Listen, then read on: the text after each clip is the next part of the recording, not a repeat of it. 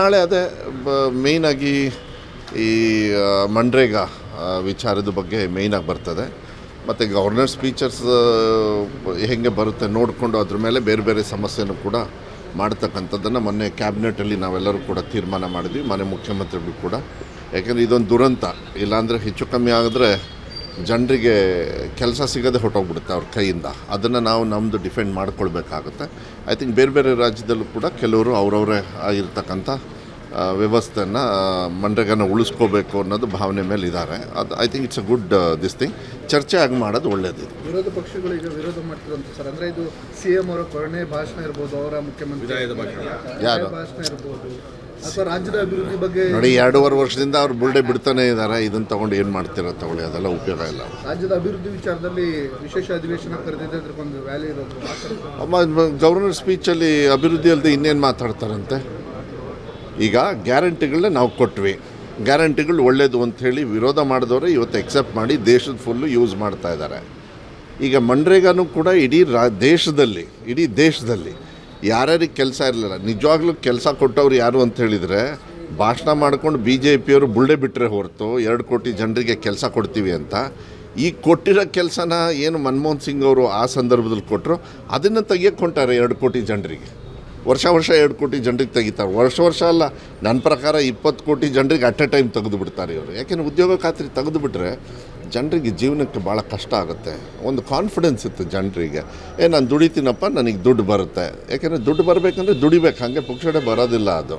ಇದನ್ನು ತೆಗೆದು ಇವಾಗ ಕೂತ್ಕೊಂಡು ಇಲ್ಲ ಇವರು ತಪ್ಪು ಹಾದಿತ್ತು ಹೇಳ್ತಾ ಇದ್ದಾರೆ, ಹಿಂಗೆ ಮಾಡ್ತಾ ಇದ್ದಾರೆ, ಹಂಗೆ ಮಾಡ್ತಾ ಇದ್ದಾರೆ. ನಾನು ರಾಘವೇಂದ್ರ ಅವ್ರದ್ದು ನೋಡಿದೆ, ರಾಘವೇಂದ್ರ ಅವ್ರದ್ದು ಇದನ್ನು ದಾರಿ ತಪ್ಪಿಸ್ತಾ ಇದ್ದಾರೆ. ದಾರಿ ತಪ್ಪಿಸೋದಲ್ಲ, ಬಡವರ ಹಕ್ಕನ್ನು ತೆಗಿತಾ ಇದ್ದಾರೆ. ಹುಷಾರಾಗಿರ್ರಿ ರಾಘವೇಂದ್ರ ಅವರೇ, ಅದನ್ನು ಯಾವುದೇ ಕಾರಣಕ್ಕೂ ಬಿಡೋದಿಲ್ಲ.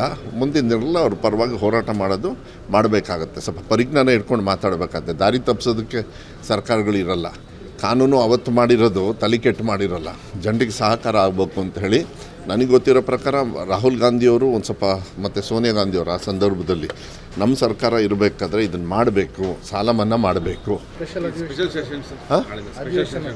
ನಾಳೆ ಅದೇ ಮೇಯ್ನಾಗಿ ಈ ಮನ್ರೇಗಾ ವಿಚಾರದ ಬಗ್ಗೆ ಮೇಯ್ನಾಗಿ ಬರ್ತದೆ.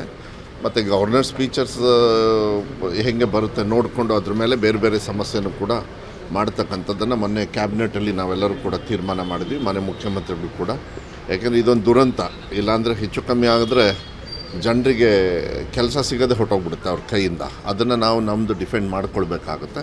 ಐ ಥಿಂಕ್ ಬೇರೆ ಬೇರೆ ರಾಜ್ಯದಲ್ಲೂ ಕೂಡ ಕೆಲವರು ಅವರವರೇ ಆಗಿರ್ತಕ್ಕಂಥ ವ್ಯವಸ್ಥೆಯನ್ನು ಮನ್ರೇಗಾನ ಉಳಿಸ್ಕೋಬೇಕು ಅನ್ನೋದು ಭಾವನೆ ಮೇಲೆ ಇದ್ದಾರೆ. ಅದು I think it's a good this thing.